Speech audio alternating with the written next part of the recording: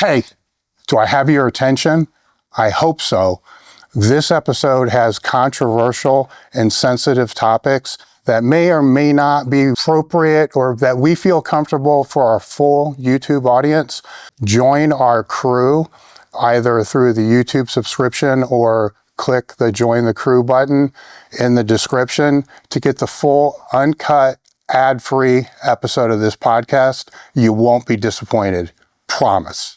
The next day after winning that second title would have been a year since Paul passed away. It really made me feel good. I was like, I couldn't go through the hardest time of my life and still come out as the world's strongest woman. And at that time, I felt like the world's strongest woman, not only physically, but mentally as well. Women should be in the kitchen. It's like, no, women can be strong, motherfuckers. And we're here to show you that we can be, and that you can be who you want to be and do what you want to do in life. Go out there and show the world what you can do.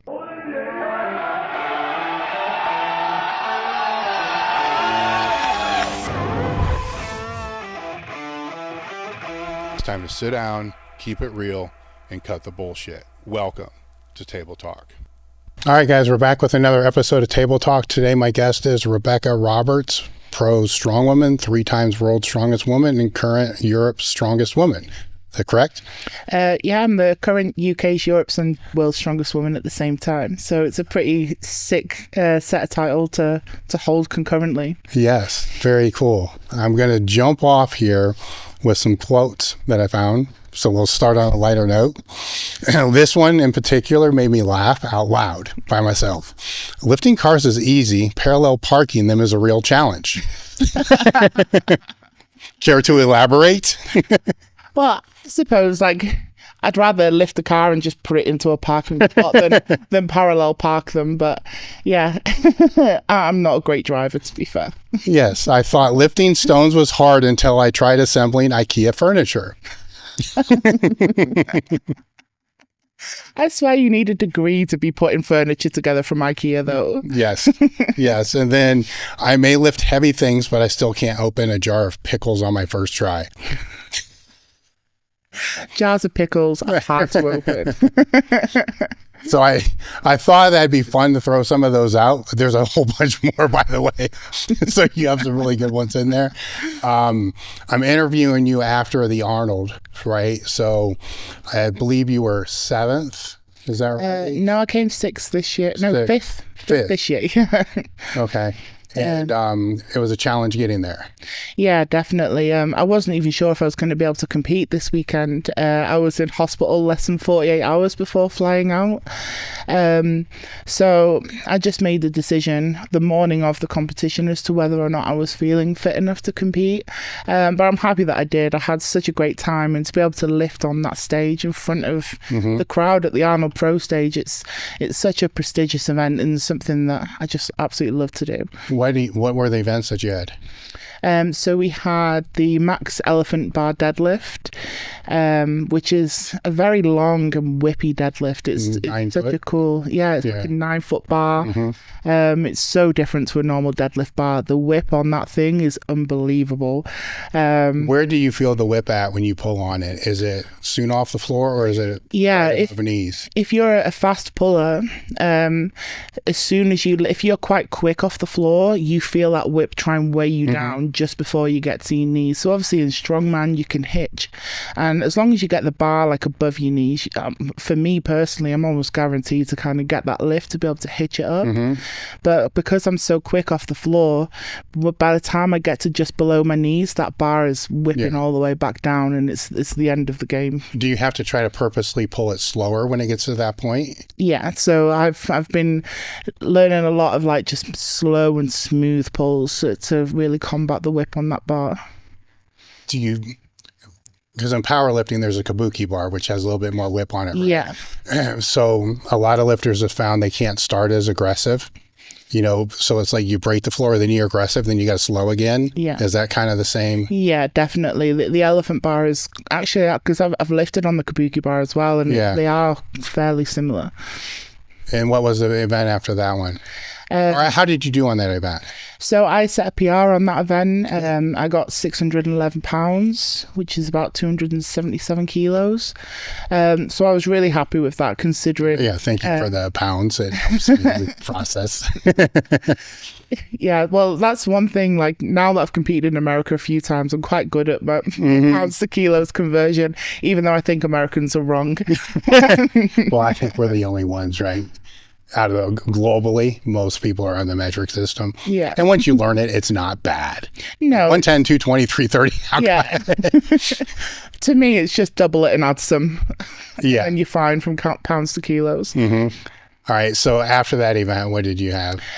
So we had like a press medley. So we had a monster dumbbell, into a stone press, into a log lift. So the monster dumbbell was around 155 pounds, into like 180 pound stone, into log for repetitions. The log press was 270 pounds. For that one, I was quite high on painkillers at the time. So I got my dumbbell, and the stone, it was just making me dizzy when I was trying to lift it. So unfortunately, I didn't get the stone press, and I was gutted about that, because I've been working really hard on my log lifting, and a 270 pound log was something last year that I failed at the Arnold's, and I was really confident about being able to press that log this year, but unfortunately I didn't get to showcase that. All right, so you shit the bed there. I really did. Okay, so then what was after that? After that was a frame carry up a ramp, which is a very like iconic Arnold event now. Yeah. They have it at the Arnold's every year, and I set a world record on that event with a 7.5 second carry. I think the frame was around 580 pounds, just shy of 600 pounds nearly. So yeah, it was quite a heavy frame carry up the ramp, but to be able to kind of shave nearly a whole second off the world record at the time, I was really that's great. Yeah. That was what was after that? And now, is this still day one? When did day four? You keep going. We'll get to the day. Yeah, so day one finished then. So it was 3 events on each day. Yeah. So yeah, day 2 started with God, what did day 2 start with? Day 2 started with the max jerk, which is like a max overhead any way that you want to do it from a rack, from blocks. So I've been really trying to practice my split jerk for this, and the winner of this event was actually Inez Carrasquillo, and she has an incredible split jerk. I think it's something that she's been drilling for a good few years now, to kind of get as much overhead as she possibly could, and she was looking to be good for a 400 pound split jerk. She won the event with around 350 pounds, which is an insane amount to be able to kind of split as a strong woman. I got about, I think, I'm trying to do the pounds to kilos conversion. Well, kilos. I got 125 kilos, yeah. which is just shy of 300 pounds, about 280. So I was really happy with that for my performance. It was the most that I've split jerked or kind of put over my head in a competition in the past as well. So how they determine the block height for you guys? The day before they measured us, so we all got like custom block height, because I'm here 6'4" competing against women that are 5'7", so it's definitely like the Arnold's, the Rogue, they were very smooth with their transitions. They were kind of changing the block height for each of us before we went out for our attempts. Okay, and how did you end up in that? I came, I think it was joint 4th, which was a good event for me, because I was definitely looking for damage limitation. So I'm a very dynamic mover, and it's my static strength at the minute, which is slightly kind of losing me points against the best in the world. So that's something now that I've got a new coach, Lawrence Charlet, and we're working now for a long-term plan to be able to improve that static strength. And what was the next event?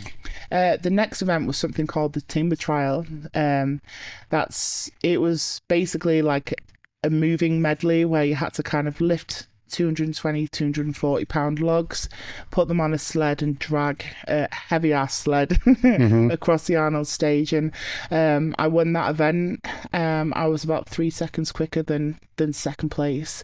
So I was really happy with that. A lot of people think because I'm a big girl, I can't move, but I like to show them that I can. I'm a quick mover when I want to be. Yeah, well, we'll get into the reasons why that is here shortly.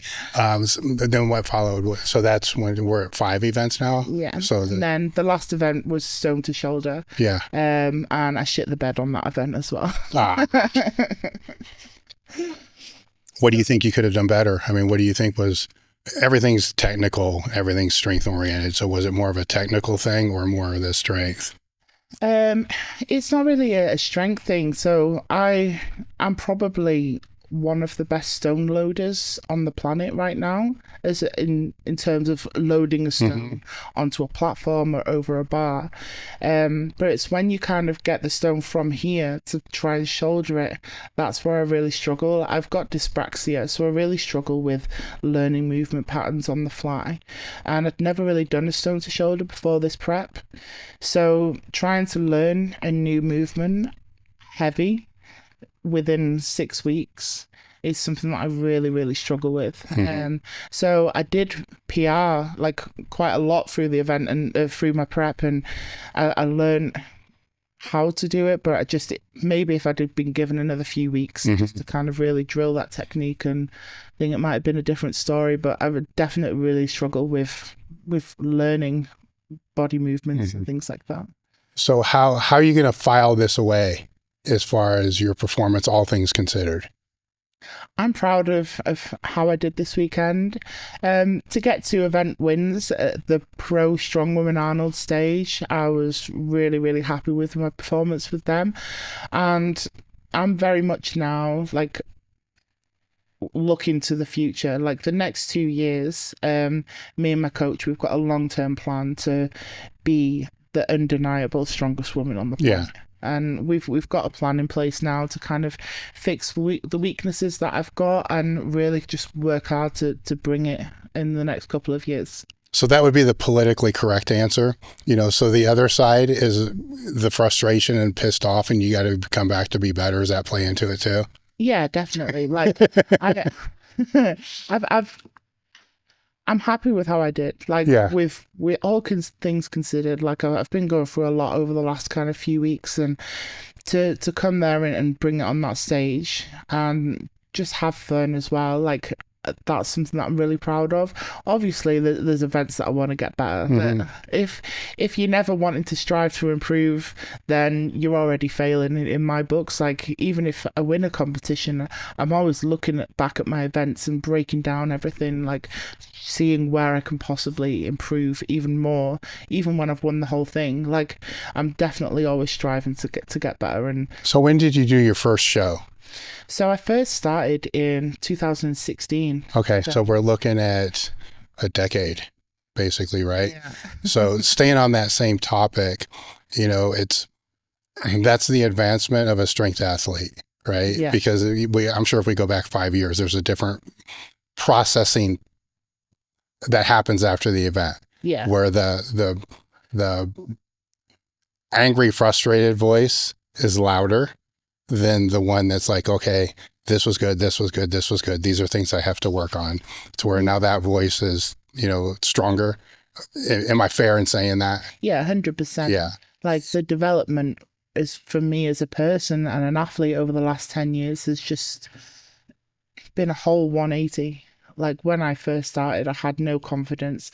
I would take failures in a competition personally, and I used to really, really get stuck up on when I did shit the bed in different things. But now I very much focus on the positives, and I look at the negatives and I'm like, right, let's make a plan for that never to happen again. It's an interesting realization when you come to that, because you realize, because you shit the bed on the stone, right? Yeah. Right. The stone doesn't have a personality. No. You know what I'm saying? So you're mad at something that's not even human. Yeah. But that maturity is what allows you to just keep getting better, through time. So if we go back to when you started, what was, you played rugby. So how long did you play rugby for, since you were a child? No, actually, when I was a child, I used to hate sport. Like, I was very much bullied in school for being bigger than other people, and I was bullied out of like physical education classes when I was a child. Like, when you were asked to pair up with a buddy, like, I had nobody that wanted to pair up with me because I was the unfit one that just didn't want to be around sports. And it was when I was in like high school, I was like selected to kind of do some like athletics things. So I used to do like shot put and things like that. And I was a national shot put champion in high school. But that was really the only sport that I did until I went to university. And then that's when I started playing rugby, and I loved rugby. I felt like I fit in. Like, there were girls that were bigger, there were girls that were smaller. It was all shapes and sizes. Like, your body was accepted for who you were, and your strengths were celebrated on the pitch. Like, in a rugby team, you need your quick movements, you need your big heavy kind of front props and things like that. So like, everybody fit in, everyone had their place in the team, and that was like my first real positive experience of sport when I played rugby. So I played from about 2013 to 2015 was when I played, until I had like a really big injury to the point where I couldn't walk. I tore ligaments in my lower back and slipped 2 discs. I was on morphine for 6 months. I couldn't do a sit-up. It was a really bad injury, and that kind of stopped my rugby dreams in its tracks, really. So when we go back to bullied when you were younger, kids can be brutal, but was it just the kids? Was it teachers as well? It was just the kids. So just the kids. And were there outlets that you had, say music or your studies, or did that impact basically everything? I very much put all of my energy into like my studies and my family, because as a child, like, I had a really tough upbringing, like in childhood.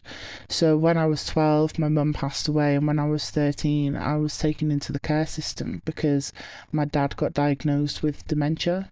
So I was also like a child that was going through like foster carers, and so I had that stigma as well as being a bigger kid that didn't really feel like I had any place in the world, kind of thing. I felt like an outcast through a lot of different like avenues. So yeah, it was quite a tough childhood. Were there any people along the way that provided the hope? I was my own hope. And where did you find that? I don't know, like I've always had an internal want to succeed at what I set my mind to. So at that time, my ambitions were, I don't want this life for myself. Like, I saw a lot of the kids in care, they were committing crimes, they weren't the people that I wanted to be, and I did not want my future to be like that. And in my head, I was like, I need to work hard to give myself a better future than that. And it was through education. I was like, I'm just going to commit to my studies. My main goal was to get to university, and I was one of the first people in the care system in my area to go to university. It was almost unheard of at that time, because as long as I wasn't committing crime or I was still actually attending school, I was a success story in terms of like the social services and stuff in the area. So I wasn't really pushed to succeed or to do anything big. That all just came from me.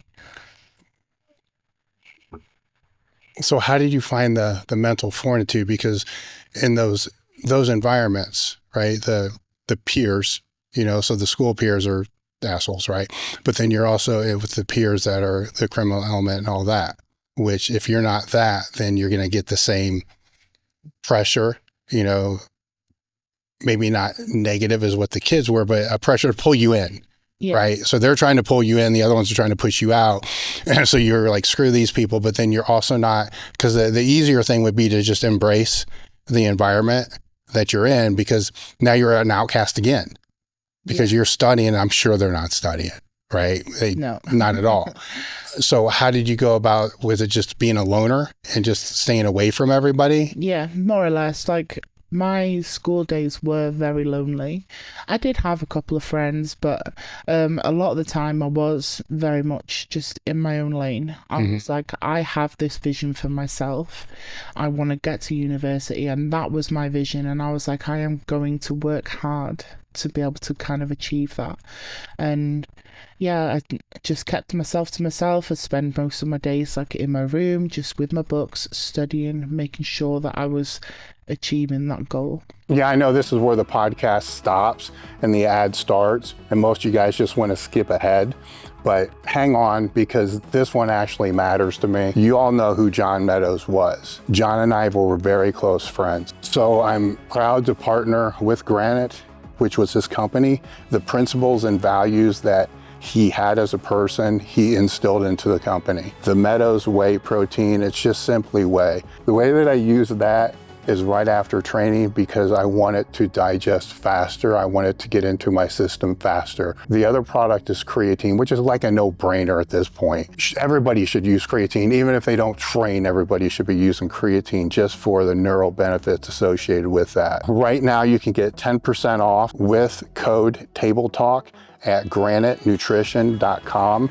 If you've ever respected John, this is how we keep his legacy alive. Were there teachers that saw that encouraged to be able to help? Yeah. Because I'm thinking, if I'm a teacher in that situation, it's like, this is kind of cool. We're going to double down on this because it's kind of the only way out.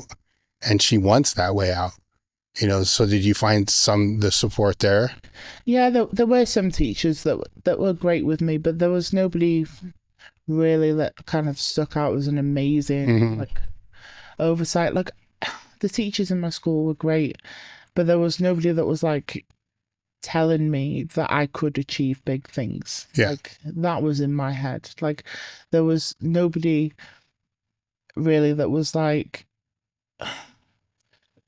mega supportive in that way. It was very much just an internal drive for me to want to. Was the drive to want to be, or to not be? You know what I'm saying? Yeah, a bit because of both. they're two different drives. Yeah, And you're young too, so let's take that into. You don't know what the fuck's going on, right? no, it was just, I was looking at those and I was like, I don't want that life for myself. Like, my parents, they very much taught us to be good, honest kids, to want the best for ourselves. And I suppose the drive really came from them. Like, my mum especially, like, my dad was a marathon runner, so he was very much into, like, you need to work hard for what you want. And I could see him, he worked 3 jobs. He'd go out in the morning, he'd run almost a full marathon, he'd come back, he'd make sure we were set up, and he'd go out to work. And I could see how hard he worked for the life that he wanted. And I knew that I needed to work hard for what I wanted in life. And it definitely wasn't being around kids that were committing petty crime and taking drugs and stuff like that. It definitely wasn't the life that I wanted as a kid. As an outsider looking in, you had amazing parents, because they set those core values, before you were probably 10. 100%. Because without that, you're not sitting here. No. I mean, you know that as well. So pretty much anybody. 100%. Like, my parents, my house was like the hub of the neighborhood. Like, they looked after all of the kids. Like, summer holidays, they would be setting out like big tables with snacks and juices, and there'd be kids running in and out from all over the neighborhood. Like, my parents were incredible. Like, they really did like set us up to have those values in life. So going into university, what was your professional aspirations? So originally, I wanted to do some kind of psychology, because obviously my dad had dementia, and I was really kind of interested in that and maybe working in that kind of field. So I did, just before university, I did some volunteering in hospital wards with patients with dementia, and I found it quite hard. So I was like, well, what other kind of psychology could I do? And I saw like criminal psychology, and I was like, that's really cool. So my degree, the title of my degree is Forensic Psychology and Criminal Justice. So it had like the core psychology kind of elements to it, with the kind of the criminology elements. It's like nature versus nurture, and like, why do people commit the crimes that they do, and can they be rehabilitated back into society and things like that. And that really like interested me. So that's what I did my degree in, and yeah, it was pretty cool. This will be interesting, because when I didn't do well in school, so I'm going to make a very long story very short. And so when I was in college, I didn't do well. The first semester there, flunked out. And then I did not want to repeat the courses I failed, because I didn't want to flunk out twice, because then you're out for good. Yeah. And so I spent the next several years going through the bookstore and determining what classes I was going to take based upon what books I was interested in. And I did this for several years. And this came to mind because a lot of those classes were like deviant sexual behavior, deviant criminal behavior, criminal justice. Essentially, years later, I ended up one class shy of a sociology degree before I realized I don't want to do that, because I don't even know what they do. Yeah. All I cared about was powerlifting. So all this stuff was just background because I had to do that. But through that process, you get a different social lens, on this, because it's interesting because you have the psychology, then the sociology, and there's kind of like battles, which is kind of weird, but, between how that all kind of plays out. And so throughout all that, if it is a scale, do you fall more in the psychology or the sociology when it comes to just a deviant behavior in general? In other words, does society have more of the impact? I definitely think it is like who you surround yourself with, 100%. Like, especially from what I have seen personally, like going through the care system. I lived in a care home with people that were going out committing crimes and things like that. And like, it's the people that you surround yourself with. And even with wanting to kind of be positive, if you surround yourself with people that are on the same mission as you, you're more likely to succeed than if you surround yourself with people that are negative and stuff all the time. And even now, like, even without like the whole criminal side of things, it's like, if you surround yourself with a good team, you will succeed, in my opinion. Like, it's definitely who you surround yourself with that determines like how successful or unsuccessful you can be in life. If I was to peel that back based upon what you've seen, do the core values set that up, right? Because say your parents did not do that, right? Now your parents are the people around you. I get that, right? Yeah. And so that's the environment. So if those aren't established, have you found through your work? I mean, we're kind of going off the strongman thing here, that those can be redefined or developed if they weren't, you see what I'm saying? If they're not already there. Yeah. Right. Because I mean, you're outside of like sociopaths and, things that are clinically just different, is because that, I wonder, this is, I guess, what I'm asking, if that's not there and then they're 15, 16, even older, and then they are around the right people, can they reshape what those core values, can they develop the core values? I think they can be developed at any time. Okay. Like, as long as... Well, have you seen that, I guess is what I'm asking, not because your professional life was dealing with that, right? Yeah. Yeah. So yeah, like there was a guy who I lived with in a care home, and he was very much in between. He wasn't going out with the guy that was going out and committing crimes, but then he also wasn't studying. He was very much like on the cusp of which way do I go down. And I almost like mentored him. Like, I was like, you can go, you can kind of study, work hard. And I still have him like on my social media now, and he's clean, like he's not kind of using any drugs, and he kind of did start dabbling in that. He was very much on the crossroads, and he's got a good job now, he's got a family, he's got kids, and I'm not saying it was down to me that, that he is that way. No, but it's a piece. But I feel good knowing that he is that way now, when he didn't have what I had, like, mentally at that time. So I do think, like, it can be turned around at any time, as long as you have the people that around you that will kind of help you and instill those into you. Now, when you were playing rugby, was there strength and conditioning associated with that? Yeah, 100%. Was that your first exposure to strength and conditioning? Yeah. Outside of endurance training because of your father?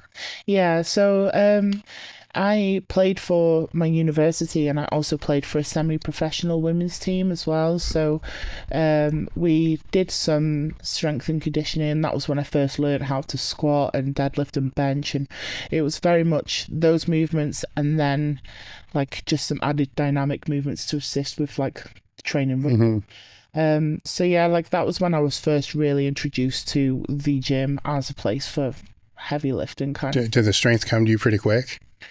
When I first started, I could deadlift, I think it was about 80 to 100 kilo, like 220 pounds. So I do think I was quite good to start with for a woman, definitely. Yeah. So now you're in a mental place of, this is kind of cool. I'm kicking people's ass on the field, and then I'm strong as hell in the weight room. Yeah. Right. So it starts compounding. Yeah, definitely. And the strength really did translate over to rugby, because obviously in rugby you're like lifting women into the air on line outs, and like you need to be strong as hell when you're in that scrum. So yeah, like lifting heavy was something that I really found that I enjoyed doing. So that stage of your life, now you're finding success in the weight room, on the field, and in the classroom, right? So a total turnaround, right? Are you still battling, the past, because you're big, right? So people are still going to say shit. So if they're saying it to you in college, is it impacting you the same way when you were younger, or has that started to shift? It definitely started to shift. So where I was born, it was a very small town in the north of Wales. There wasn't much diversity there, so I stuck out like a sore thumb. But when I went to university, it was in Liverpool, which was a lot more diversity. So there were girls on my rugby team that were taller than me. There were girls that were bigger than me. Like, I didn't stick out like a sore thumb. So I definitely found like there was no bullying. Yeah. It was all completely different. It was like a different turnaround, definitely. Camouflage. Yeah. So some cover. Yeah. So some cover. Yeah. Okay. And so the back gets hurt. You have all those deals. So is that shortly after that you found strongman? So it all kind of happened at the wrong time for me. And I put, God, how many in pounds? So I was 220 pounds, and I must have been near 400 pounds in 2016 when I first started the sport. I fell into a really deep depression, and I definitely didn't see any positive kind of anything in life, really. Like I was definitely not. Were the studies still there as an anchor at all? Yes and no. Like, I did still finish my degree. It was because that was a goal that I set for myself. And I was like, I don't start something and not finish it. Like, so I did finish my degree, which is something that I'm really proud of to this day, to be able to do that while going through what I went through. But yeah, like I'd nearly doubled in size in the time, because I didn't have my sport outlet. I didn't have. And obviously sport is social as well. So it's almost like I lost my friends, really, because I couldn't go out and do the stuff that they were doing. So again, like I lived quite a solitary life between like 2015 to the kind of middle of 2016. And what was pulling you through that? I don't know how I got through it, but I did. What was the catalyst to be, because I know things don't change on like that. What was the catalyst to start to change the trajectory of that? So in May 2016, I was on an online dating website, and I met my partner, Paul, through that, and he was very, very much into the gym. He was a strongman fanatic. He loved going and just lifting heavy shit. And we got talking, and he didn't agree to date me. He agreed to take me to the gym and coach me through a session. So technically, our first date was in the gym, hitting weight. So yeah, we met up. He was like, I can help you rehabilitate your back injury. Let's change your life around. And soon after, we were training 5 times a week together. I was staying over at his house because then that meant that we could go and hit the gym the next morning, kind of thing. We were spending so much time together, and we very quickly fell in love. And he saw potential in me. He was like, "You're strong." And I'm like, "Oh, okay." So at that time, there was no real strongman competitions. Like strong woman wasn't big in the UK at that time. The only competition that I could do was UK Strongest Woman. There was no smaller competitions. There was nothing back then. So there's no way to, you just showed up. I mean, usually there's I'm a little confused because usually there's a qualifier. Yeah. It's just whoever showed up was in the world. Yeah, okay. Basically. So we met in May 2016. By September 2016, I was the UK Strongest Woman. So it was very, very quick, those kind of first 5 months. It was almost like a whirlwind of, okay, well, maybe I am good at something. Yeah. Well, what do you mean by maybe? I don't think the confidence really was there at that time. Paul, a month after we met, I remember it was June 2016, we were in a safari park, and he told me he could make me the world's strongest woman within 5 years. And now that was a month after I met him. He saw the potential in me. It was almost like he was some kind of prophet. Well, I assume that you spoke to him about that. What did he see? Was it the mental fortitude, the joint size, just the size, the structure?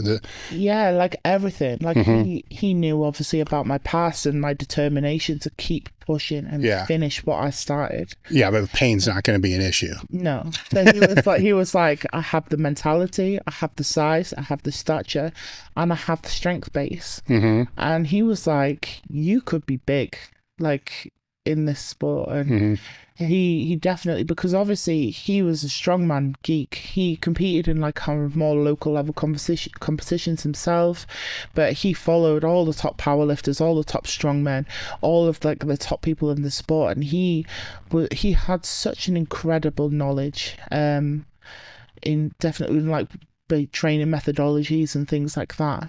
And I was like, I had my personal coach like living with me. Obviously we were partnership as well, and it was just an incredible start to the sport. So I assume you half believe him, but the other side of you is waiting for the next shoe to drop. Yeah. All right. 100%. Yeah. It just kept coming. Like September 2016, I won UK Strongest Woman, and we were like, right, what's next? So at that time, there wasn't really that much kind of going on. So 2017, I competed in Britain's Strongest Natural Woman, which is like the drug tested federation, and then the World's Strongest Natural Woman. And I won those. And then 2018 again, I kind of competed in those same competitions. Now with those, was the win decisive? Yeah. Okay, so you're just clobbered. Okay. Yeah. It was... it took me by surprise, really. I was like, so this is maybe my calling. This is what I'm... Yeah, I'm looking at it from stacking confidence. You know, so if you go and it's a hard fight, it's different than if you just dominate. The hard fight, you're like, I won, but maybe, but you just destroying. It's like maybe that 50% goes to 60. Yeah. I think is that kind of what was going on? Yeah. And okay. I gained confidence after confidence, and then I was like, I'd won the World's Strongest Natural Woman twice at this point in 2018. So Paul was like, right, we're going to the World's Strongest Woman now, which is obviously the open, it's untested. He was like, you've competed in the naturals for for a long time now. You've dominated that. There's no challenge here for you anymore. You're going up against the big guns. So 2019 was my first World's Strongest Woman competition, and I came 7th. All right, let's not skip over that, right? So with that, because now that confidence is coming in check, right? Yeah. So how did you take? It's not that often that I give a gym a shout out, but I want to take a moment to give a huge shout out to the Perfect Storm Gym in Holly Hill, Florida. Founded by Tommy and Gary Arnold. Tommy Lowe herself is a pro level lifter at 60, and her coaching staff includes IFBB Pro, Jason Lowe, and Daniel Tenangero. Daniel's a 4-time USPA Mr. Olympia powerlifting champion, and he's been one of our most popular guests on the podcast. And while you're there, you might even catch Dan Bell, an all-time world record holder, as well as longtime Elite FTS team member, athlete, Joe Jordan. Perfect Storm is known for its intense but welcoming vibe, elite level coaching, and a community that lifts each other up. They're hosting a powerlifting meet, Showdown at the Storm, this Memorial Day weekend. So if you're in the area, make sure to check this out. You can learn more at perfectstorm.com or email them at perfectstormgym@gmail.com. So how much of a, it's hard to gauge in strongman, but how much of a deficit do you really see that you had to make up from the 7th to the 1st when you were looking at the other women? Within reach, or I got to work really hard to be able? We were very good at being able to analyze where I could make the points. Yeah.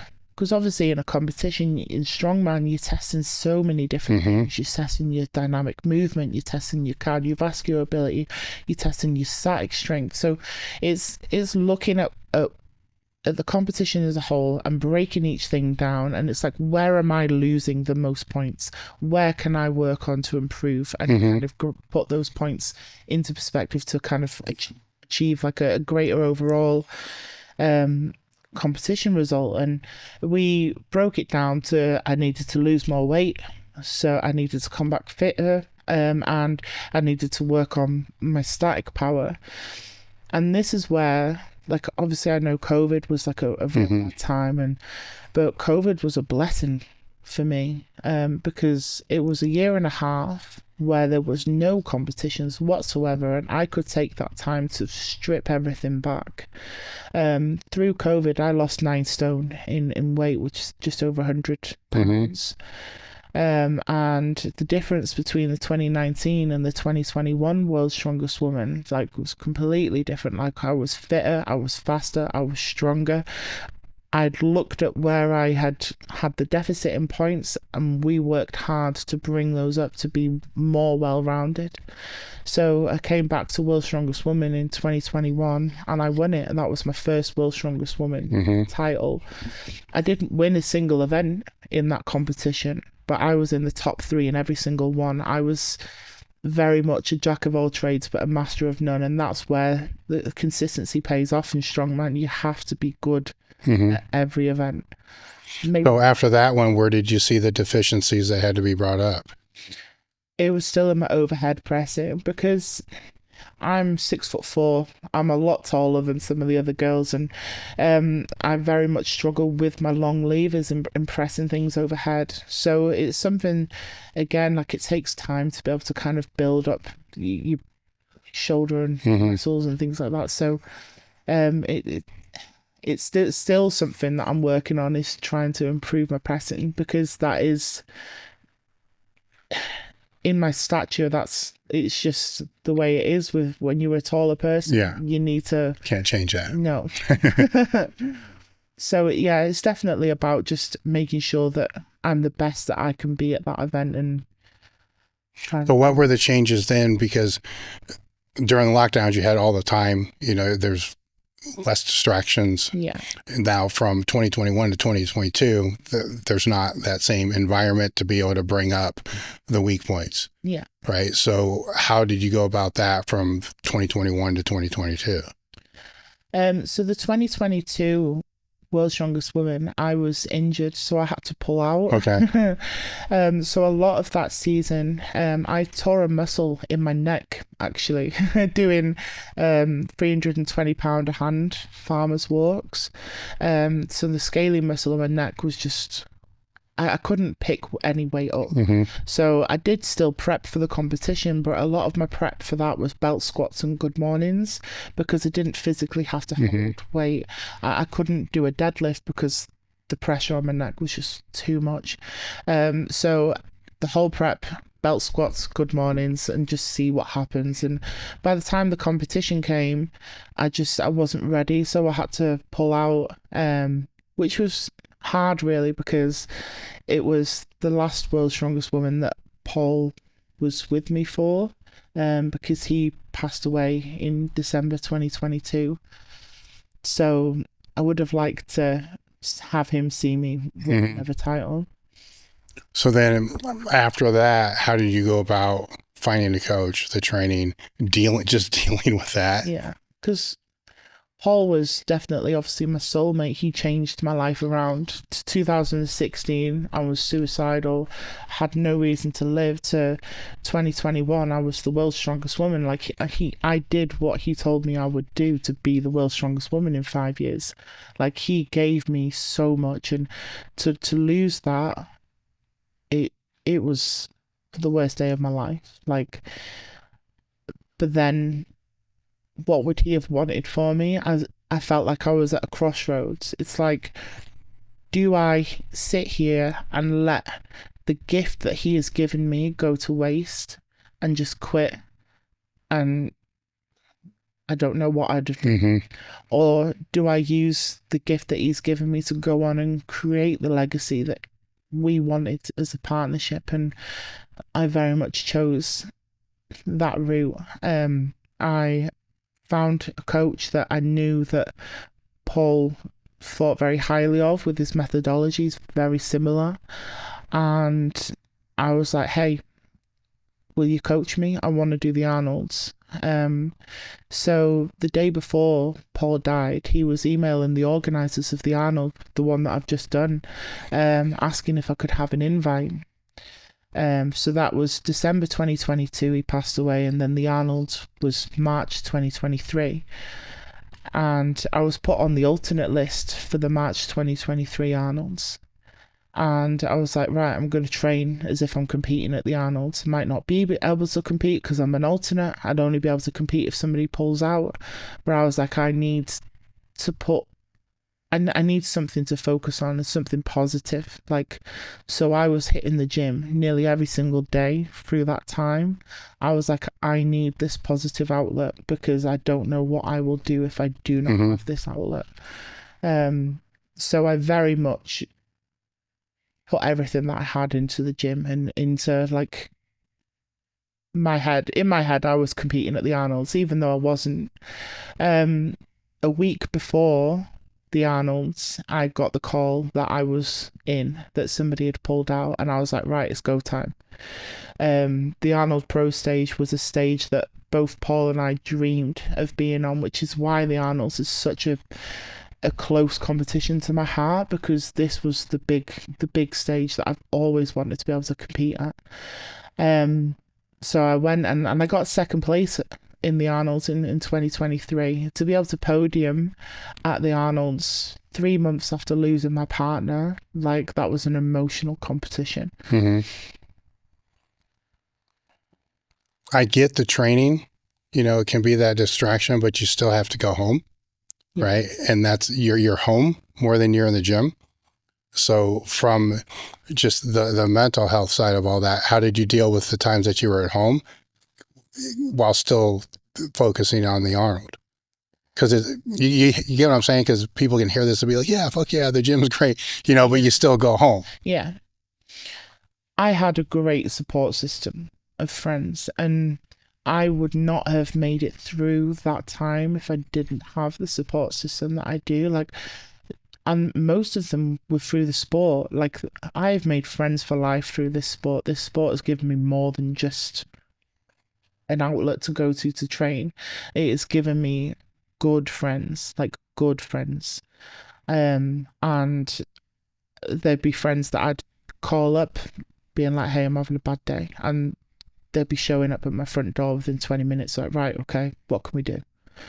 I wouldn't have made it through without the friends that I do have. But again, like, I was very much just taking things day by day. Like, one of my best friends, we have a quote, just keep swimming.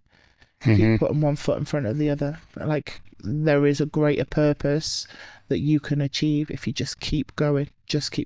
And that was definitely something that I just did. Kept putting one foot in front of another. I believe in that I could still achieve something more.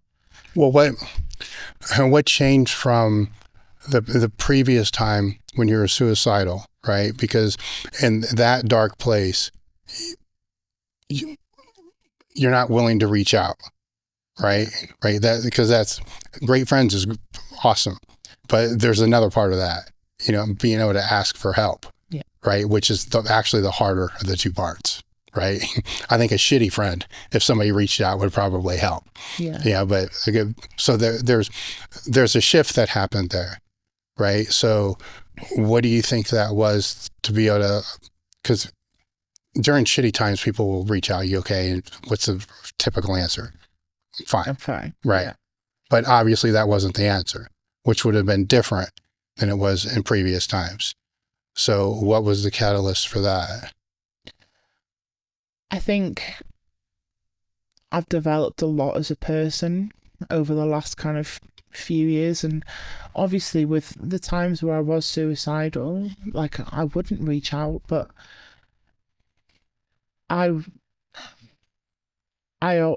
it's almost like I have this internal drive to want to still keep going, even though life kind of gets you down.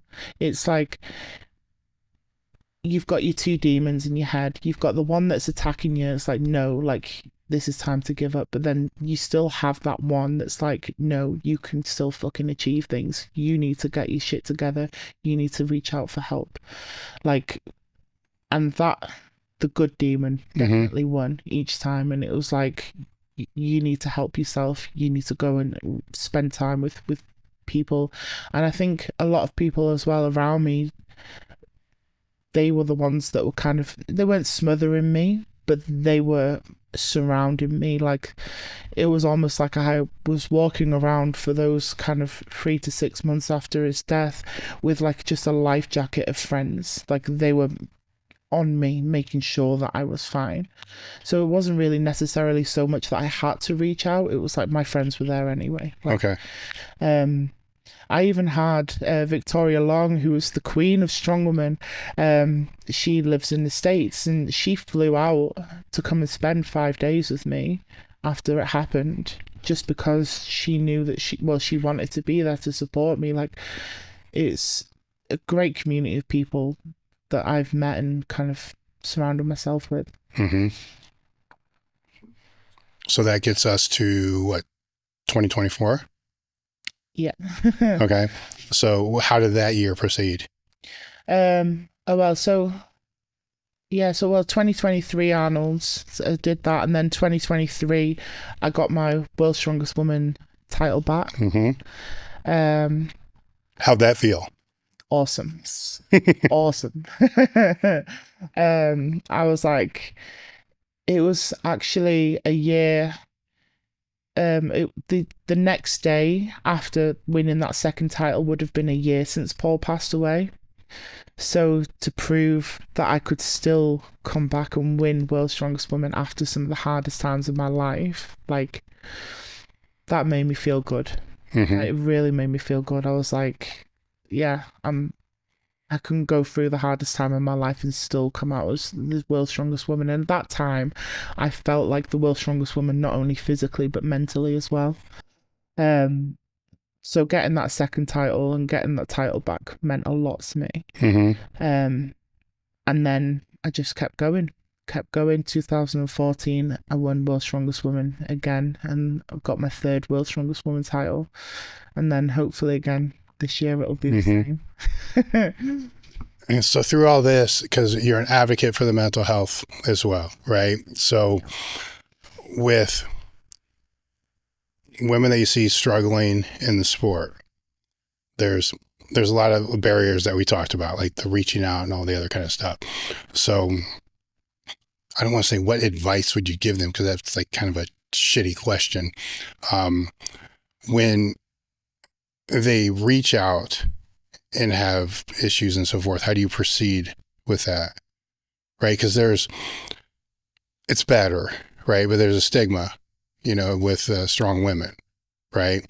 And which is stupid, but I'm saying it's better, but I should probably ask, has it gotten better over the last 5 years? I think it has. I think it has. Yeah, like strong women now, like we're being put on the bigger stages, and we are being more accepted by society, and we are shifting that stereotype that like women should be in the kitchen. It's like, no, women can be strong ass motherfuckers, and we're here to show you that we can be, and that you can be who you want to be and do what you want to do in life. Like, as long as you're not hurting somebody, go out there and fucking show the world what you can do. Dave Tate here from Elite FTS to talk to you about bands. We've been a supplier of bands for almost 2 decades now. So I've known my way around the band landscape. When I'm talking about bands, I'm talking about floss bands, long bands, short bands, bands you can use for resistance training, mobility training, body weight training, and flossing. One of our most popular bands, or actually our most popular bands, are the long bands. The long bands are typically used the most with squats, bench presses.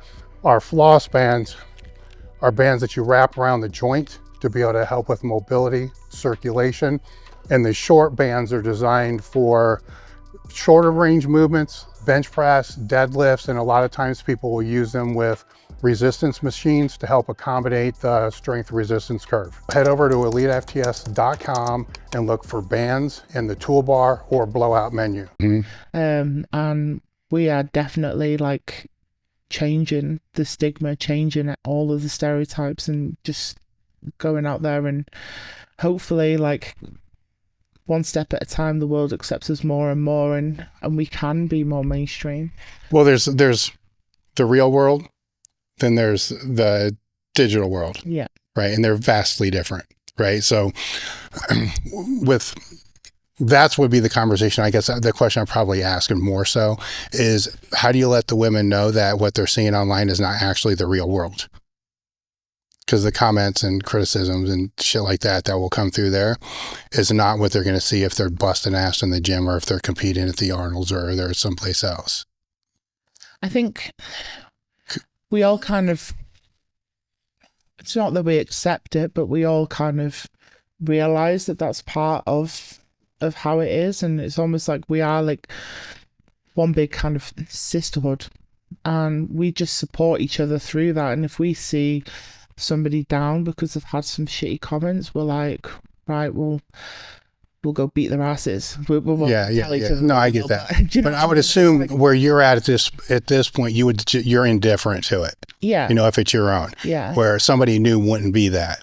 Right. But are you seeing that in general across the board? They're becoming more indifferent to all that stuff, because it's weird how that works, because there could be 8 really good comments and 1 shitty one, but the 1 shitty one,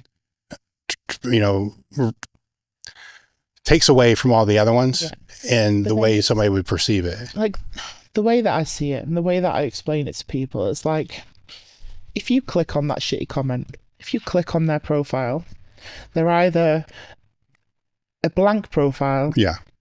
They're somebody that's not achieving anything in life. And it's like, you're out there on that stage. It could be an amateur stage, it could be any kind of stage, but you are putting yourself out on that stage. You are doing something that you enjoy doing. You're achieving PRs, you're achieving competition results, you're doing something fucking cool and positive with your life.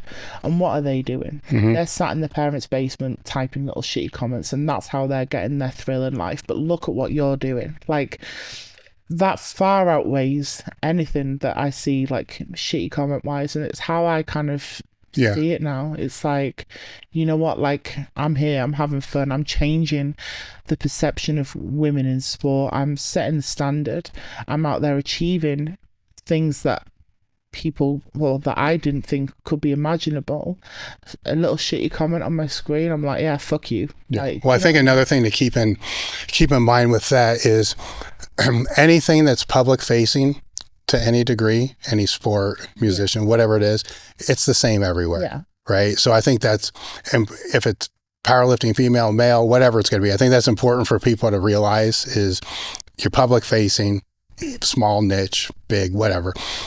It's just part of it, but to embrace the good ones, the good comments, because that's what I think is really missing.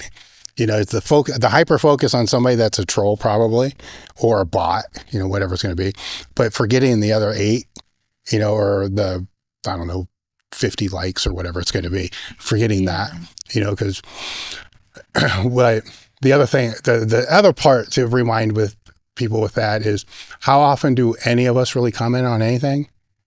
Most of the time. I mean, I'll scroll through Instagram. I see a lot of things I like. I'm not liking it. Most people aren't liking it. You're like, that's cool. And you flip through, but we all forget that. Yeah. You know what I'm saying? So how many of those happen too? So it's mental gymnastics. That's the thing. And like, it's in my head, like you have your rational brain and you have your irrational brain, and your irrational brain is always the one that's going to hyper focus on the shitty comments, but I very much always try and revert back to my rational brain. It's like if I'm having an irrational thought like, oh, that guy said that I look like Shrek, I've had that comment recently. It's like, yeah. Outside the fact that Shrek is green. Anyhow. So then it's like, right, cool. But then my rational brain is like, right, well, he's a dick. Like, do you know what I mean? Like, so like, I very much call to my rational brain when I'm having an irrational thought. I separate them in my head. I'm like, this is irrational, this is rational. Yeah. So yeah, like very much, I kind of just check in with myself when I feel myself going off on a tangent or focusing on the shitty things. I'm like, what is your rational brain telling you? To pivot over to training with how is your training was under your husband, right? Basically for the full time. How would you describe that style of training? I want to say periodization, right? But strongman's a weird one, because you have so many different motor abilities. So let me just throw an assumption out, then we can kind of jump off that. So you do a show, you determine what motor abilities or movement patterns need developed, right? You go into whatever your off season is so you're not fucked up, right? Because the show, you're going to get fucked up. So I guess we can talk about that because you're probably fucked up right now, right? So you're going to be fucked up. So you need to become unfucked up. And then you need to start pivoting into developing whatever those weaknesses are until you know what the events are going to be for the next show, whenever that's going to be. Then you'll start to strategize, how to periodize those events. And then through there'll be more strength focused phases and more hypertrophy phases and so forth. Would that be a general summary of kind of how this plays out for you? Yeah, apart from the fact nowadays, like, it's very hard. Well, the shows in strongwoman it's almost like we're getting spoiled for choice. There's big shows like back to back, and it's only now really that I'm starting to get any kind of time between competitions where I can just take a step back now and develop weaknesses. So obviously I've just done the Arnolds. In December I did World's Strongest Woman, so that was not that long ago, 12 weeks. Yeah. Before that, 3 weeks before that, I had another major show, which was the Rogue Invitational. So that was like October, November last year. And then like, it's almost like every kind of 8 to 12 weeks, I've had a big show. So I've come out of the show and I've had to prep for the other one, prep for the other one. There's never been the time to be like, right, I have got some time here where I can focus on the shit events, shit things. So now, thankfully, I've got 4.5 months until my next show. So me and my coach, we actually had a conversation this morning. I'm spending 2 months focusing on the shit things. And then it'll be a 2.5 month prepping into like my next show. So what we've kind of realized is I need to really work on my squatting, and I need to work on my raw pulling, deadlifting, and I need to work on my overhead stuff. So they're going to be my 3 main focuses over the next kind of 2 months, because I'm a shit squatter. I would never be able to power lift because my squatting is awful. Yeah, but do you need with the squatting, do you need anterior loaded or posterior loaded? So where are you going to bias it? Front squats, back squats? Yeah. Because strongman's most of the stuff's kind of like anterior loaded. Yeah. So, well, I tend to do SSB. Yeah. Because then it does kind of still try and pull you forward. I find that carries over to strongman really fucking well. I never really back squat normally on a normal bar. Zerka squats I do a lot of. But yeah, it's either SSB squats or Zerka squats that I do kind of predominantly have in my program, because that carries directly over to all the kind of strongman events. So would that be it's hard to kind of gauge a squat and deadlift, but the top tier strength pattern that is built throughout this off season? Yeah. All right. So it is very much about just kind of getting in and doing a lot of the main kind of compound movements, and really just kind of focus on bringing the strength up where the strength is needed. My legs need to be like, my legs are strong, but they need to be strong and useful. So like I can leg press 1,000 pounds for 20 reps easy. Yeah. But then if you try and get me to squat 500 pounds, I can't. Like I've got really bad hips, so my hip mobility is shocking. When I was a child, I had to wear like a brace to be able to set my hips. So it's things like that, and it's really working on my hips over the next kind of few months to really kind of be able to utilize my leg strength and put it into a dynamic movement, like a squat, or even like a stone load and things like that. So that's something that I'm really gonna. So you're looking not just at the leg strength, but the mobility as well. Yeah. Right. So is that going to be physically put in? So mobility first, then bring in the strength, or is it going to be done concurrently? Concurrently. So like I'm working with my physiotherapist and stuff as well. She came to the gym with me a few weeks ago, and she gave me some really good kind of movements and stretches and things like that to really kind of be able to open up my hips and be able to use them properly. And that had to be fun. It was horrible. But it's working though. Yeah. Because especially with my deadlift and things like that, I used to really struggle with kind of getting down into position. My hips used to shoot right up at the start of the pull. So it's almost like I was stiff leg deadlifting if I'm not in a suit. And it's almost like my hips just kind of fly out the picture.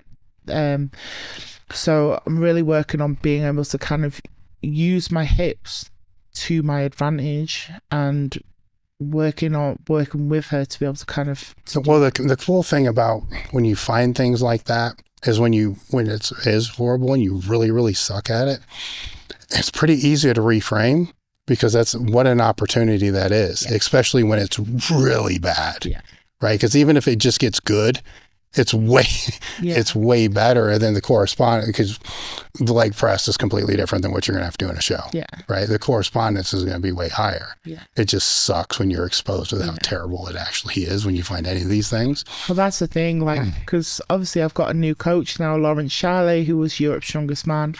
And he laughed at my squat the first time that he saw it. He was like, "What is that?" And I was like, "Yeah, right, I suck at that." And he was like, "Right." And he looked excited, and I'm like, "Are you okay?" And he was like, "This is fucking awesome." I'm like, "Yeah, it's easy pickings." Yeah, he's like, "We can get you fucking good." Like, it's like, you've won World's Strongest Woman 3 times on potential. It's like, once we kind of get all of these weaknesses ironed out, he's like, you can be unstoppable. Yeah. Well, it's kind of like, you won World's Strongest Woman with this shitty legs and hips. What could you do? Yeah. You know, that's the way to see it. Yeah. So I'm excited, like, for how I'm going to develop over the next kind of couple of years. So if that's one of the weak areas that you're going to work on, what are some of the other ones? Because that's primary, I assume. That's the biggest, but there's always more. Yeah, definitely. Like, I'm really looking to kind of put more muscle on and really just like, I want to drop maybe like 15 pounds now after this show. The Arnold's is a very heavy show. So I put weight on for the Arnold's, but I'm looking to kind of drop that now, drop down another 15 to 20 pounds, and try and just work on just getting fucking stronger all around. Like, I didn't really drop many points this year on my deadlift, so I was really happy with that. But again, I just want to keep putting weight on my raw deadlift and kind of keep improving that. I want to kind of deadlift 700 pound raw is my goal, and just keep improving all around. Have you found when your weight goes up, your deadlift goes down, or the inverse? Because sometimes with the weight coming on, hands get thicker. You know, that can be an issue, or the leverages can change. I suppose, like, I've not really noticed. Yeah, you would know. You would know. It's not that different, to be fair. So it's what you're talking about is just more recomping? Yeah. Okay. And it's because my ideal, like at the minute, I'm sitting at about 325 pounds.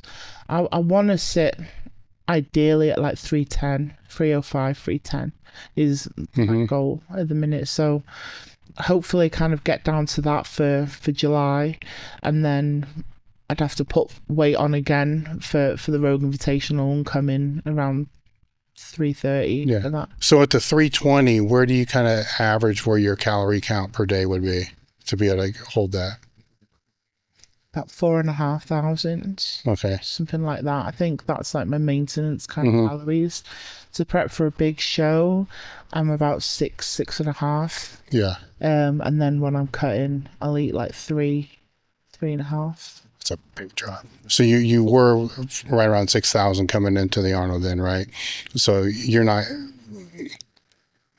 you're not going to drop that straight to 3,000, are you? No. Okay. I'm like, if you're going to, you need to find a nutrition coach. Yeah. Right, because the one of the benefits of being able to need that 6,000 is to be able to cut. It only needs to go down to 5,500, which still sucks because it's a lot of food. Yeah. But do you find it more comfortable to eat less than to eat more? I should put that out there. Ask that question first. I find it a lot more comfortable to eat less. Yes. I hate eating. Yes. Well, yeah, that can be the problem because the 6,000 is a lot. You know, especially if you're trying to keep. We'll get into nutrition, but if you're trying to keep it good. It's easy to do if it's all shitty stuff, but performance, kind of tanks. Thankfully, like, I do have a meal prep company that sponsor me, so they give me 18 meals a week. So like that's 3 meals a day for 6 days of the week. That's already there prep for me. So that makes life so much easier to be able to just have it in the fridge ready to go. Would you think that's like 2,500 calories right there? Between those? Yeah. Oh, God, yeah. That's half your prep. Yeah. Or meal prep. So that makes life so much easier. Yeah, yeah. I just get myself a big breakfast that I make myself, and then 3 meals through the day are what they give me.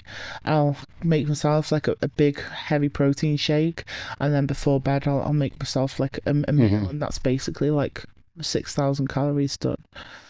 So how is because there was a time where your weight went way up, right? So how have you used this strong woman's man? I don't know what to say. Most of the time I just say strong man in general. Yeah. How has that changed that relationship with food? Because now it's for a purpose. Yeah. Like I see food is fuel now. Yes. It's not like I don't enjoy it. Like the grace of strongman is that you can eat. Like, yeah. Do you know what I mean? Yeah. It's not like I'm on a bodybuilding prep where I've got to be 100% strict with my diet. Like if I want to go out and eat with my mates. Like, yeah, but you still have to check the boxes of the good food that you put in there. Okay. So like very much I'm on like an 80-20, like Yeah. 80% good food, Mm-hmm. and I can have my 20% of shit Mm-hmm. if I want to eat. If I want to have a tub of ice cream, I can go and make myself Yeah. a tub of ice cream as long as I'm still hitting my protein. Because That's an important point, though. Let's not skip over that, right? Because in strength sports in general, what you just said gets taken for granted as long as I'm getting my protein, yeah, right? Because on the inverse of that, it's just grabbing whatever the hell you want to grab. And then you look at the protein for the day and it's like 89 grams, right? I'm sure you've seen that. We all see that all the time. And that's an easy thing to say, but for some people, they don't think about it at all, even in strength sports, so you're probably to the point now where you know exactly where that is. yeah. Like I can, it's almost like I can look at, I don't have to know the macros in something. I'm like, right, I've had this, and this, and this. Right, I've had probably about 200 grams of protein today. I need to go and have a shake. Like, It's almost like it's ingrained into me now to know how much I've had, like, just by thinking about what I've had, rather than being able to kind of like count the calories and the macros and everything. How do you, on that, so the nutrition side aside, so when we're talking about recovery and not so much restoration methods and stuff like that, but what your training is for the week, right? So say Monday's super taxing, and Wednesday is going to be taxing as well.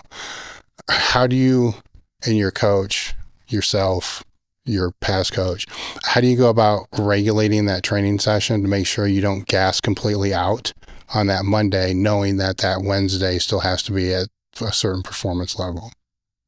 I think it's something that you get used to with the sport, especially because a lot of the shows tend to be 2 to 3 day shows. So it's almost like your body just has to adapt to being able to push day in, day out through your training sessions. Because like Friday I had to do a max deadlift, but then Saturday I had to pick up like your max overhead. It's like you need to be able to still push your body to get the best out of your body day by day. So it's something that just comes, you just get your body kind of used to being able to do that. Obviously, through my sessions, I eat carbs. Like my main thing that I love to do in competition and training is I have a bottle of honey in my bag. Like I don't like eating, like a lot of people, they turn to like sweets and stuff in strongman and like complex carbs. And I'm like, no, like a bottle of honey, I'm fine. It's natural, it's quick, it gets into your blood sugar like relatively quick, so it's quite liquidy, and that picks me up through my heavy sessions. Before each attempt this weekend, my handler was coming up to me with my bottle of honey, like to kind of get me to spike my blood sugar to be able to go out and lift what I needed to lift. Hey guys, if you're enjoying what you're watching, make sure to take a moment to like, comment, and subscribe. The phase of training I want to get into that I don't really get an opportunity to discuss with a lot of people, and it's fresh in your mind because you just come off the class, and I kind of talked about it a little bit, is after the meet or after the show. That's all strength sports. I'm just trying to figure out if I forgot one, because there's even a bodybuilding is a show, strongman's a show. You occur damage just in the training up to it, right? So I've often said with a lot of these sports, it's the person who can go in the healthiest that's usually going to perform the best, not always necessarily the strongest, right? Because there's variance, what strong is, but hardly anybody goes in healthy. That's just the nature of how you peak for these things. But then you have the event and you just get crushed. You guys get crushed more than anybody because it's multi-day, multi-event. Then you have to go into the next phase of training, which kind of sucks because you're the strongest you've ever been. Like everything's right where you want it to be, and it's like the best place to be. And then you need to kind of do the opposite. But before that, you have to go through a phase of recovery, restoration, whatever it is, unfucking everything that got broke in the process, right? So what does that look like for you coming off this event now moving forward? And at what point do you know, because you work with your coach, right? At what point do you know you can start actually going into the off season? It's still, you get what I'm saying? It still is off season, but it's really not, because you have all this other shit to unwind and take care of first. Yeah. So like coming out of the Arnolds, I fucked my tricep up, so that's going to be like my main thing now. Like as soon as I fly back, I'm going to go and see my physiotherapist, and she will work her magic on my tricep, probably chuck a couple of peptides in there and just really kind of start the recovery process for that. But it very much is just, I will probably over the next week or so not train any kind of compound movements.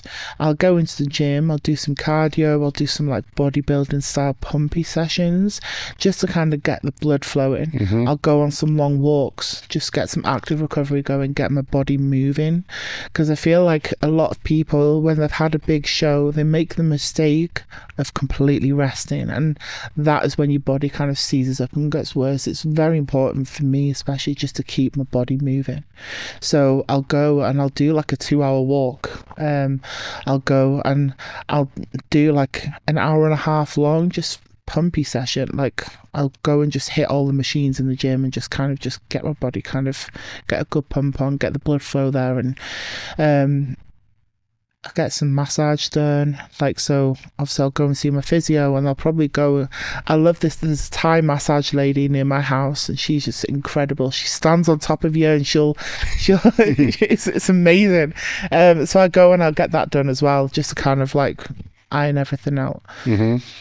Is there a mental crash after a show for you? 100%. Because in strongwoman especially, like it's not got to the point where we can do this full time. It almost feels like I'm living in this like Clark Kent Superman existence. So I'll go back tomorrow and I've got a full-time job. Like I'm a 3-time world's strongest woman, but I work full-time. I've got a 9 to 5. So it's strange. It's like I've come off the Arnolds, I've done meet and greets, I've met thousands of people, I've been on a stage in front of thousands of people performing as this celebrity in sports, if you like.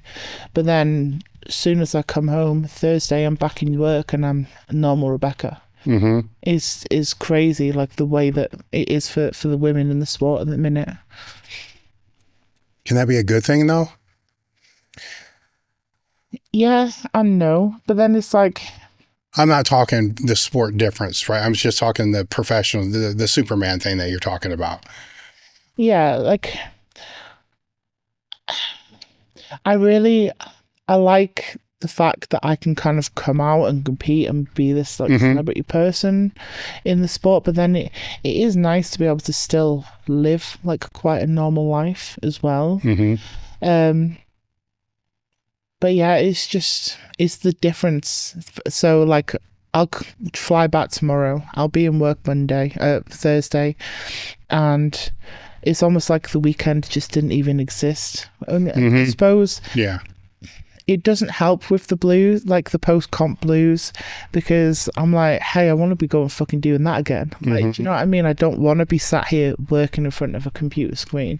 I want to go and do what I'm passionate about.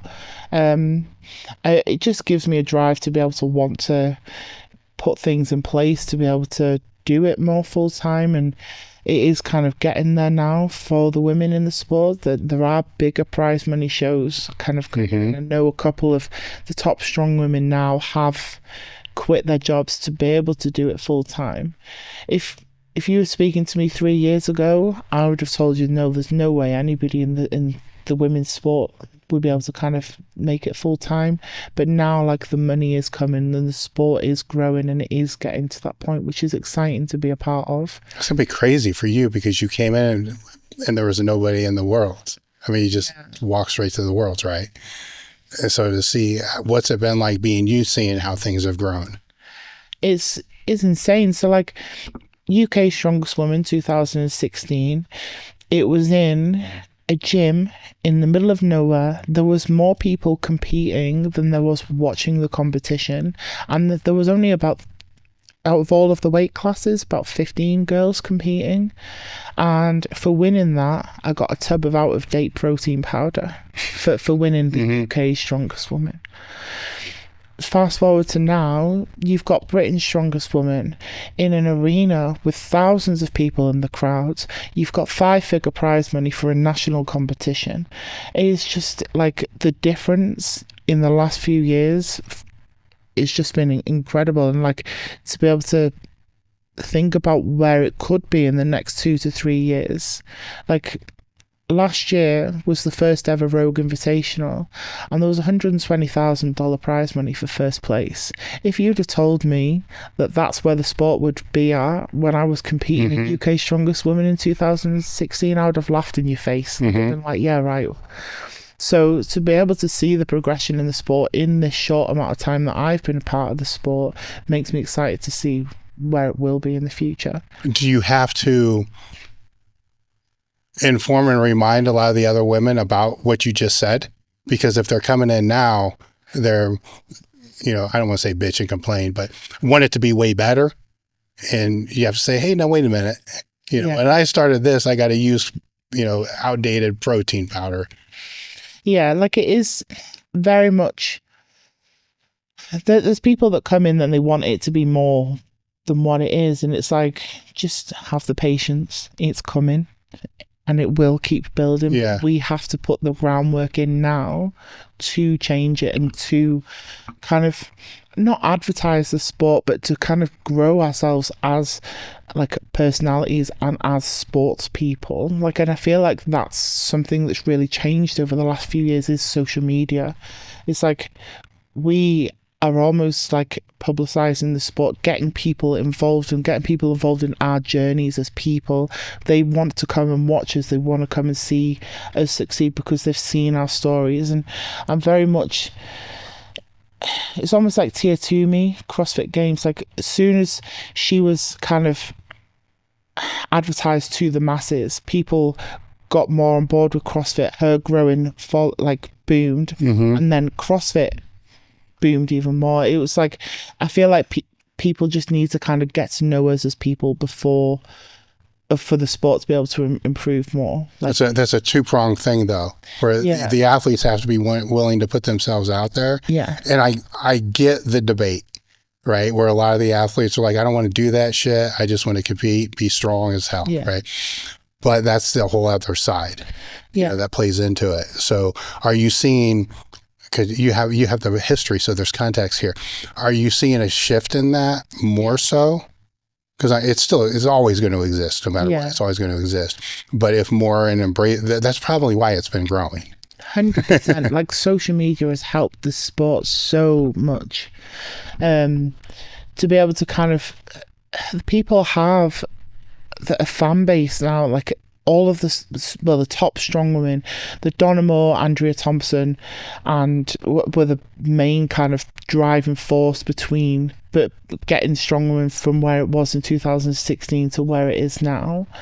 They were like, almost like the organisers latched onto them as the big kind of forefront of the sport to kind of advertise the sport out to people, to kind of get sponsors on board and stuff. And it was Donna Moore really that kind of got me to want to compete at the world's kind of stage. Like she was a massive idol to me. So that kind of push for strong women is what made me want to do it even more, and what made more women want to do it more. And that's how Strong Woman has got, especially in the UK now, from one competition every year being UK Strongest Woman to there being hundreds of strongman gyms in the UK.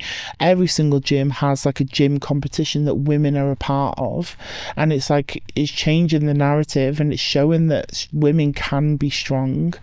And that's how I feel like the sport has boomed, because it's almost like we've tapped into the fact that we can be strong as women, as well as it's not just men that can kind of compete. Well, I think you just said something that's actually really profound that gets overlooked in these conversations. Is a lot of, and strongmen as well, both see the publicity incorrectly. They see it as, here's the stuff we have to do, because if we don't do this, we're not going to get the invite, but we have to do it. And who really gives a shit about the people that are seeing it, da, da, da. But you were inspired by somebody that you saw. Yeah. Right. And I'm sure every one of the other competitors were as well, because somebody posted something, and put themselves out there. So I think if they stop thinking about this as like a mass thing, like mass media or whatever it is, but thinking about it more as somebody's going to see me that's going to be inspired, that 6-7 years from now will be on a podcast or whatever's current at that time, AI robot conversation, and say they were the reason why they got into the sport, and now they're a 3-time world's strongest woman. Right? Yeah. That seems more palatable and actually more inspiring. And you never know who's watching you. Like, obviously, I've done quite a few meet and greets now, and obviously my social media, I get messages through, and the amount of people that have said, because I've seen you taking up space in this world and showing like your strength and vulnerability, it's helped me get through my hard times. Like, social media is such a positive thing, and I never, like, obviously sometimes I see it as a chore and I'm like, oh, I've got to post, and the sponsors need me to post, but it's like, whenever I post, I'm like, who can I like inspire now? Like, I will post when I'm having a bad day. I'll put it up on my stories. I'm like, I'm struggling today. Like, but then I am not afraid to show my vulnerability, because there is strength in that vulnerability. And somebody who is just looking at my social media might see, well, Becca can have a bad day, so can I. Like, it's almost like they see strong women as almost like robots, and that we can't have bad sessions and we can't have a bad day. And it's like, no, like, I have a bad session like almost every week. Like, it feels like, but it's like, I will show that. I'll show my fails. I'll show my bad sessions. Like, I want people to see that, like, everybody has bad times. It's what you do with it that matters. So yeah, I definitely try and use my social media to inspire people to kind of make positive changes in their lives in any kind of way. Well, that extends far past the people that are just competitors. Yeah. I mean, your story alone could save somebody's life. That's a powerful thing. And you may never know it. Yeah. Right? I'm sure just through your story and telling your story over the years, you've had people reach out that said it made a difference. Right? And that's all sporting and all that shit aside. That's a powerful thing. Right? It's easy to kind of lose sight of that as well, because that's the vulnerabilities that you put out there, and everybody's level of what they can take is different. Your level of hard, mentally is definitely at a different level than most other people, but their level of hard is the hardest they've ever had, which could be the lowest they've ever been, so they can find inspiration in, what you've done there and make profound changes, that far exceed that as well. With kind of cover the competing, the nutrition, the restoration, where would you like to see yourself in, I don't want to say 1 year because that's easy, 5 years. That's too long. 3 years. So in 3 years' time, I'll have hopefully got another 2 World Strongest Woman titles. I want 5 World Strongest Woman titles is my goal. Because the most in history that any woman has ever held is 4.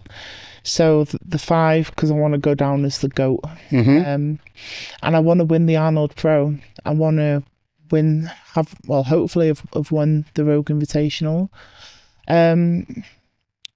I just want to set myself up for a good life. Like, I know I won't be in this sport for the rest of my life. It's a tough ass sport. Like, it's you think? I feel broken 99% of the time. But I want, obviously, like, I want to buy a house. I want to set, like, I've not had the most stable childhood, but I want to give myself that stability. So, like, in the next kind of 3 years, I want to earn enough money from the sport. Like, I save all my prize money to go towards like setting myself up for the future. Like I've only just turned 30 now, so the next 3 years, hopefully I've won enough to be able to like to buy the house and have like a nice kind of. Well, it's a good thing that the prize money now is higher than the cost to actually compete. Yeah. 100%. Where that was that way for eons. Actually, it was less than what it would cost, especially for you, to travel to the Arnold and to go back, and the prize money is $500. Yeah, and it was very much more you just did it because you fucking love to do it, like kind of thing now. And I'm not naming people and whatever, but it's almost like some people now have forgotten that sport is supposed to be fun. Like I am not afraid to go and like show emotion and show happiness and show that I'm enjoying myself when I compete. But it's got to the point now where, there's a lot of money on the line with strong women at the minute, or any kind of major sport, especially at the Arnolds. But like, it's almost like they've taken it too professional, some of the women now. And it's like, you need to remember that sport is fun. You need to enjoy it. Otherwise, you're not going to be in it for a long amount of time. You need to still learn to love the process and love the sport rather than just see it as like a mundane thing that you have to do. It can be a trap though, because once you get to a certain level, it becomes like a job. Yeah. Right. And then you're around other people that it's like a job for them too. And you can begin to lose sight of why you got in it in the first place. Yeah. So grounding yourself in that is a big thing. For the powerlifters, I tell them, if you ever feel that pull, go to a local meet and see the people that are only there to have fun. Yeah. Right. Because at the end of the day, it's still fun, no matter what somebody thinks, but you want to make money with what you do for fun. Yeah. It makes perfect sense, yeah. Right? You get that. But that balance gets fucked up. Then this is what I've seen just in the powerlifting. That balance gets fucked up. Now your recovery becomes screwed up, right? Then other things become screwed up.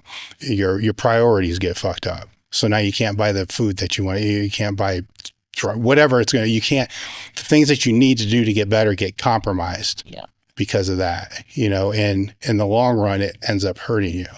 And then they realize they hit that breaking point, like, fuck it, man. I don't give a shit anymore. I'm just going to do this to have fun. There they go. You've seen what I'm talking about, right? It's like, how did you not get that to begin with? But it's weird because it's the world you live, because it becomes even more niched. And it has to be, right? Because you can't take it serious and compete at that level.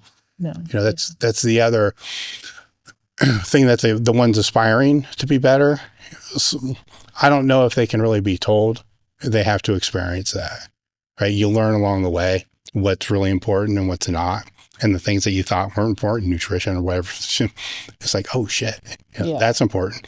And that's the thing, so the first time that I won World's Strongest Woman in 2021, I came into that competition with with a bad knee injury. So I said to my coach, who was Paul at the time, I was like, I'm just going to go into this competition to have some fun. And that was the best that I had ever performed in a meet in my life. Like at that point, I was like, because I enjoyed it. I didn't let myself get nervous. I didn't put pressure on myself. I went in there to have fun and enjoy it.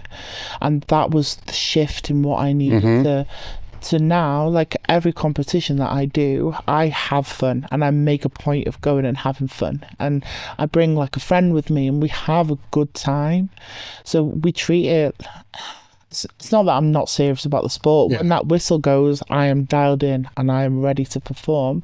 But when I'm in the back waiting to go, I'm winding people up, I'm causing mischief, I'm having fun, I'm laughing, I'm enjoying myself, because I perform better that way. And I'm very much trying, I see people, especially at amateur level and stuff, they're putting so much pressure on themselves. And it's like, no, you need to step back and you need to just learn to have some fun and enjoy it and enjoy the process. So. 27 years ago, I started the company with an aim. Live, learn, pass on, right? And the reason for that was strength sports changed my life, right? And it's changed a lot of other people's life. And one of the biggest fears I had is that will stop.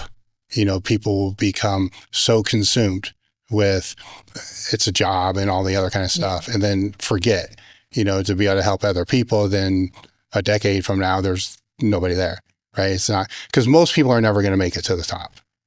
It's a fact. Yeah. That's why it's called the top. That's why it's called the top 1%. But these sports and the gym can change people's lives so profoundly, as you've kind of demonstrated, that's huge, and with your story that embodies basically everything that I started the company for, is for that, because your words are going to help somebody else, right? And then 20 years from now, that person will help somebody else. And then that cycle continues, as we've seen in women's strongman as well, from the very first pioneers of the sport, and they're still around now. It's not been that long. Mm-hmm. I mean, the very first ones are looking now like, what the hell?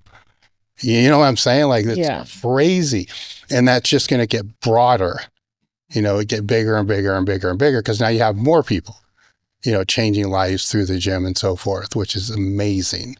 So I want to thank you for that, for putting your story out there.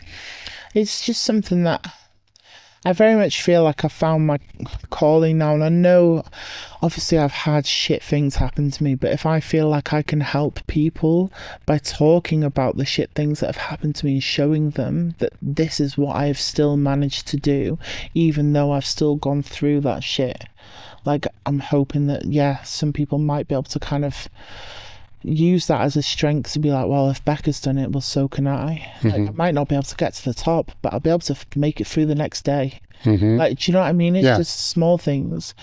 So I'm very much of that mindset, and it's why I'm not afraid to show vulnerability, because hopefully somebody sees it that needs to see that other people go through shit times. They will. It's not hopefully. Yeah. They will. Right? Because you've already seen it reciprocated, you know what I'm saying? So they will. Yeah. How can people go about finding you, following you? So I'm mainly on Instagram at Rebecca Roberts Strongwoman, and that's where I do all of my posting. I did have a YouTube channel, but that's taken a bit of a step back because the training and work and life, it's all getting in the way. But Instagram's my main place that I go on. We'll put a link in the description. I want to thank you for coming out. This has been great. Do you have any final thoughts, any final words? Just keep swimming. I like that. All right. Thank you. This has been great, and we're done. Thank you. All content you see on this channel and at elitefts.com is created by, take a guess, Elite FTS. If you want to help support the content, head over to elitefts.com and pick up literally anything that you need to be able to get more jacked and strong.